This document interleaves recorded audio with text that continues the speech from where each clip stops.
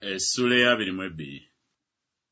Awo Erifaazi Omutemani n'addamu n'ayogera nti, omuntu ayinza okugasa Katonda? Mazima ow'amagezi yeegasa yekka. Kiriko bwe kisanyusa omuyinza w'ebintu byonna gwe okubeera omutuukirivu? Oba kimugasa ggwe okutuukiriza amakubo go? Kubanga omutya kyava akunenya, kyava asala omusango gwo.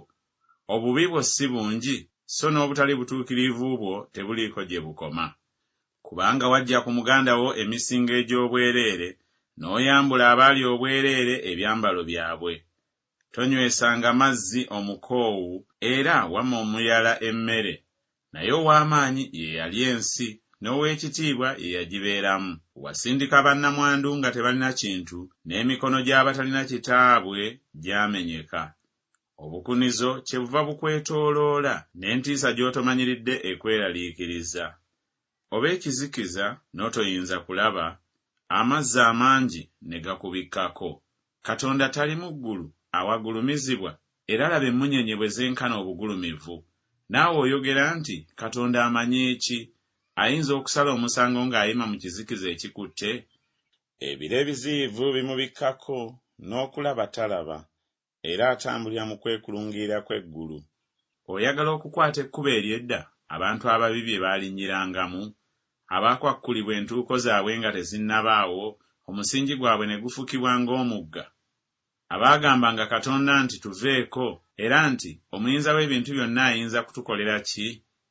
Naye yajjuza ennyumba zaabwe ebirungi, naye okuteesa kw'ababi kundi wala.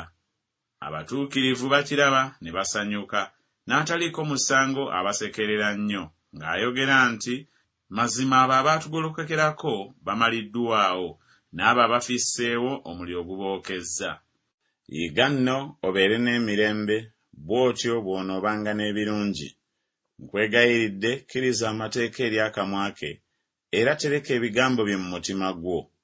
Bw'onookomangawo eri omuyinza w'ebintu byonna, onoozimbibwanga. Bw'onojjangawo obutali butuukirivu okuba ewala n'eweema zo, n'oteeka ebibi eby'obugagga mu nfuufu, ne zaabu eya Ofiri mu mayinja ag'omu bugga. Kale omuyinza w'ebintu byonna y'anaabanga obugagga bwo, era anaabanga ffeeza ya muwendo mungi gy'oli. Kubanga lw'onoosanyukiranga omuyinza w'ebintu byonna, era onooyimusanga amaaso go eri Katonda. Onoosabanga okusaba kwe eri ye, naye anaakuwuliranga. Era onoosasulanga obweyamo bwo. Era onoolagiranga ekigambo ne kinywera gy'oli, n'omusana gunaayakiranga amakubo go. Bwe bakusuula onooyogeranga nti waliwo okuyimusibwa, era anaalokolanga eyeetowazza. Anaawonyanga n'oyo abataliiko musango, weewaawo anaawonyezebwanga olw'obulongoofu bw'engalo zo.